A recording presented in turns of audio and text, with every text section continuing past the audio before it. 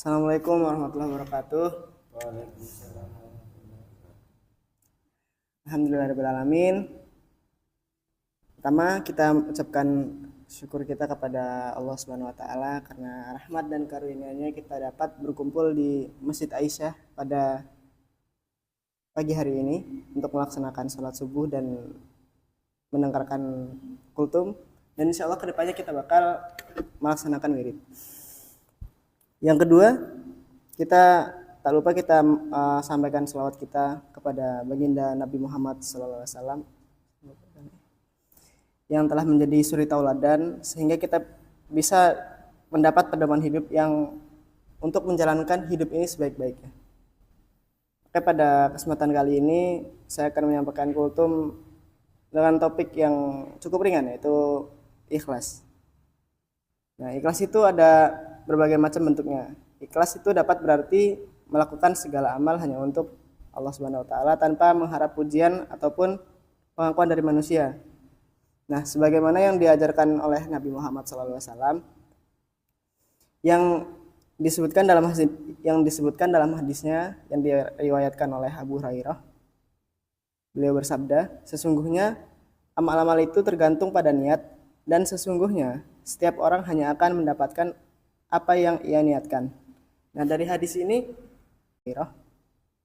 beliau bersabda, sesungguhnya amal-amal itu tergantung pada niat, dan sesungguhnya setiap orang hanya akan mendapatkan apa yang ia niatkan. Nah, dari hadis ini kita dapat memahami bahwa niat itu adalah segalanya. Jadi kita akan mendapatkan apa yang kita niatkan, dan hanya yang kita niatkan itu yang kita dapatkan. Namun pada kasusnya seringkali nafsu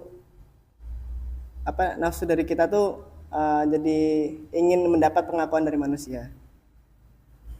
Nah, yang kedua ini, ikhlas juga dapat berarti menerima dengan lapang dada akan segala ketetapan Allah, baik itu ujian, teguran, ataupun hukuman yang Allah berikan.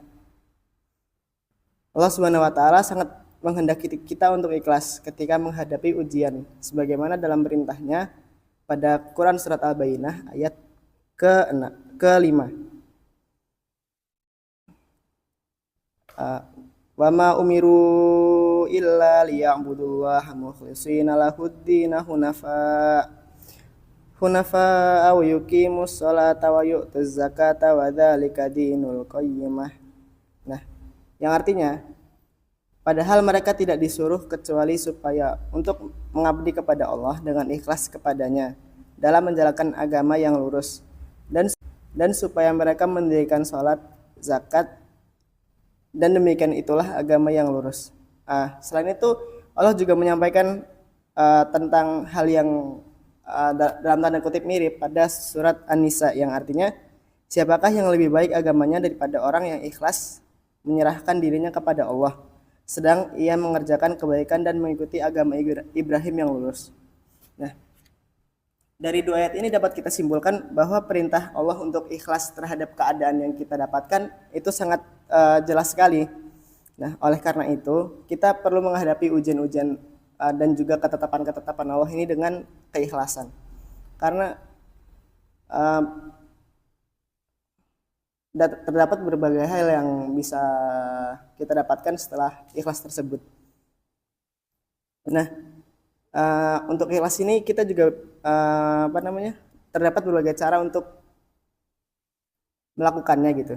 Nah, yang pertama, membiasakan untuk bersikap sabar, lapang dada saat menghadapi ujian ataupun ketetapan-ketetapan Allah yang lainnya. Ujian yang berat menuntut keikhlasan yang tinggi. Makanya kita harus selalu ingat bahwa ada Allah gitu yang akan membantu kita dalam menghadapi ujian dan rintangan tersebut. Yang kedua, kita harus ingat bahwa Allah tidak akan memberikan ujian. Kita harus yakin bahwa kita bisa untuk melalui ujian tersebut. Karena setiap yang kita usahakan pasti akan memberikan hasil yang terbaik menurut Allah. Semoga Allah memberikan kita kekuatan dan kemampuan untuk selalu beramal dengan ikhlas, ibadah dengan ikhlas, maupun ikhlas dengan semua ketetapan Allah. Amin amin ya rabbal alamin. Oke, Mungkin itu saja dari saya. Terima kasih atas waktu yang telah diberikan, kesempatan yang telah diberikan. Semoga kita selalu bisa ikhlas dengan segala-gala yang ada di kehidupan ini. Wassalamualaikum warahmatullahi wabarakatuh.